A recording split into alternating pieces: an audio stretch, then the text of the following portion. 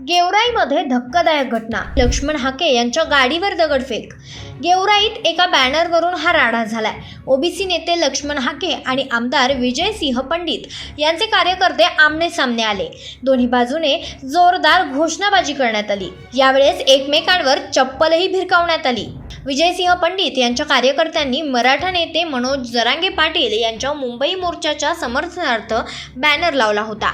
त्यावर लक्ष्मण हाके यांनी आक्षेप घेत टीका केली होती। यावरून वाद तापलेला असताना लक्ष्मण हाके आज गेवराईत छत्रपती शिवाजी महाराज चौक या ठिकाणी आले।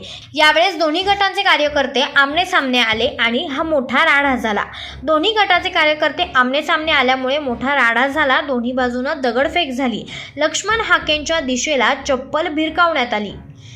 दोन्ही गटांकडून दंडुक्यांची भाषा वापरली गेली। यावेळेस पंडित समर्थकांनी हाके यांचा पुतळा देखील जाळल्याची माहिती आहे।